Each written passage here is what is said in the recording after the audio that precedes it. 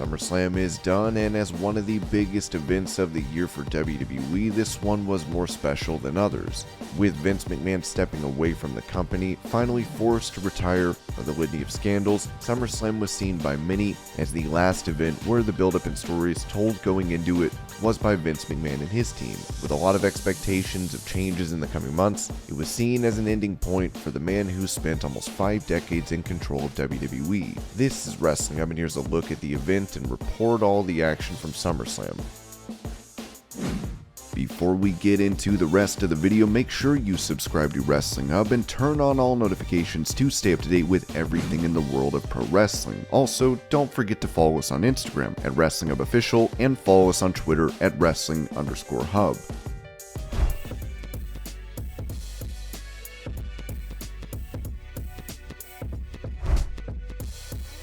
First match was one of the biggest as Becky Lynch took on Belair. The two had their saga begin last year at SummerSlam, and they continued it this year at the event. Belair went into this as champion once again, but Lynch didn't have the advantage of being a surprise return. Early on, it was all Belair, as she took the fight to Lynch both inside and outside the ring. She went for the KOD on the outside, but Lynch was able to get away. The fight between the two continued until Belair went for the KOD in the ring. This time, once again, Becky was able to escape and locked in the disarm her. This ended up with Belair crawling and using the ropes to get out of the ring and pulled Lynch out after her on her shoulder. She hit Lynch with the KOD on the outside. Belair got back in the ring, but Lynch remained on the outside, only narrowly beating the 10 count. Belair tried another KOD, but this time Becky escaped and they started a battle on the top rope. From the top rope they came down, with Lynch using Belair's hair to pull her into a manhandle slam, but Belair kicked out. Belair took advantage of Lynch's distraction once again, and this time she was not going to miss. She hit her with the avalanche Spanish fly and then followed up by hitting her with the KOD, and she was not kicking out. Bianca Belair defeats Becky Lynch. Lynch put her hand out for a handshake after the match, and after a long hesitation, Belair accepted. They pulled each other into a hug, and this might be it. Lynch might have started the change to a babyface from her heel persona. As if that was not enough, after the match, dressed all in white, Bayley made her way out. She's back, but the surprises were not done for the night. Io Shirai and Dakota Kai also came out to the ring. The two joined Bayley and confronted Bianca together as a new faction. Their aim clear: the Raw Women's title.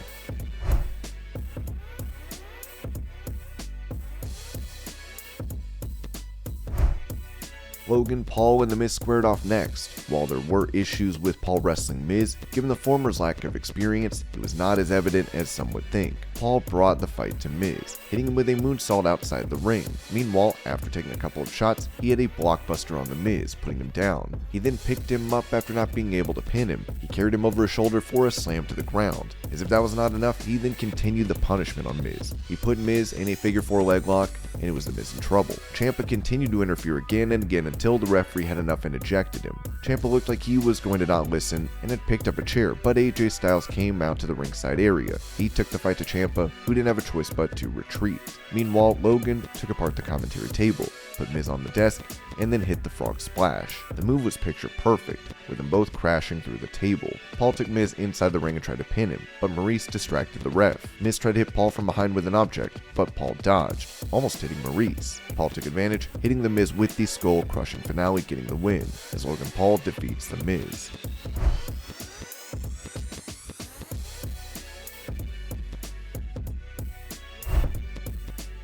Before the match could start, Theory attacked Lashley from behind, beating him down and hitting him with it again and again. Lashley was broken down and looked like he was in pain, but still asked for the match to start. Despite a difficult beginning, he hit him with a huge spinebuster to underline his case immediately, destroying the superstar. Theory tried to run away with the briefcase, but Lashley brought him back and the match continued. Lashley had Theory down and it looked like he was going to gore him in the corner. He moved out of the way and Lashley ran into the corner post. Theory tried to take advantage, but it was not to be. Lashley was dominant, stopping Theory's roll and pressing him, before locking in the Hurt Lock. Theory tapped out in moments. Bobby Lashley defeats Theory to retain his US title.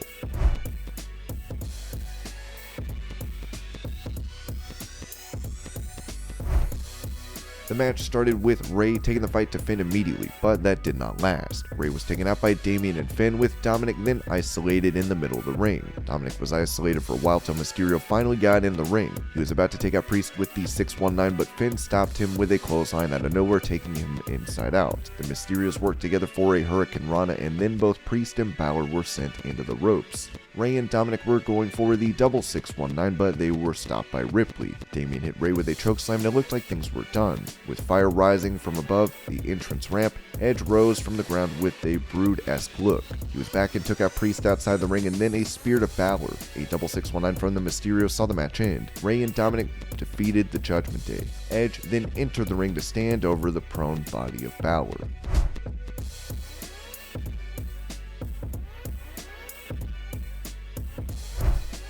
The match was one that had been built up for quite a while, with Corbin attacking McAfee again and again.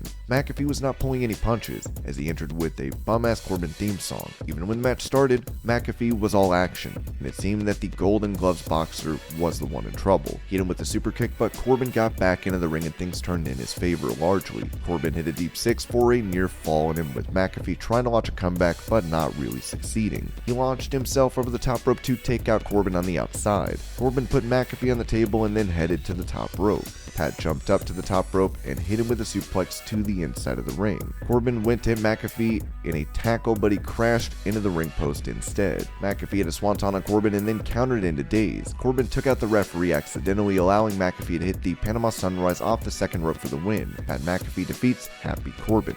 After the match, McAfee went to the ringside area and told Graves to suck it in true DX manner.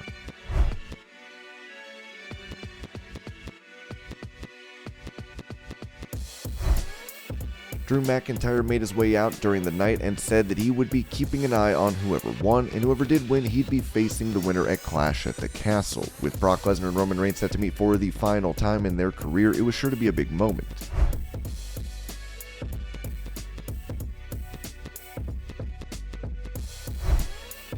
Dawkins was isolated early on in the match, with the Usos clearly dominating. Dawkins fought back and it was clear that he had fight in him. Teaming with Montez, they fought the Usos, but it was not for long. The Usos came back with a double splash on Dawkins, but Montez was able to break up the pin. Jay was going for the super kick, but almost accidentally hit Jeff Jarrett with it. Jarrett caught the shoe and turned him around immediately. Dawkins hit the spine buster and Ford hit the splash from the top rope. It took a little too long to pin Jay and he kicked out as a result. Ford got distracted and shouted at Jarrett.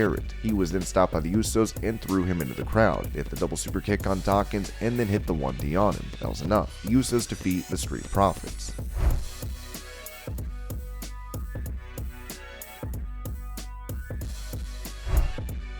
Riddle makes his way to the ringside area and then into the ring. He says he's not clear to compete and says that he still has to no longer take crap from anyone. He calls out Rollins. The staff try to stop him from making it to the ring, but he rushes by and the two start to brawl. The officials try to separate the two, but it doesn't work, with Rollins hitting the stomp on the already injured Riddle.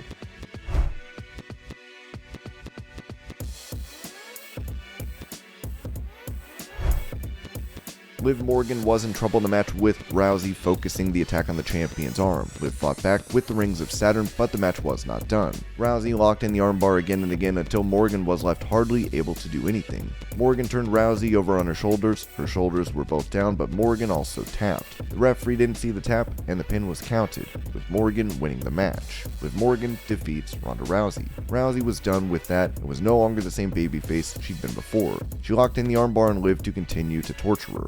However, she went on to attack the referee too, putting the armbar on him as well. Kane was in attendance, and he announced the number of people present hitting the pyro.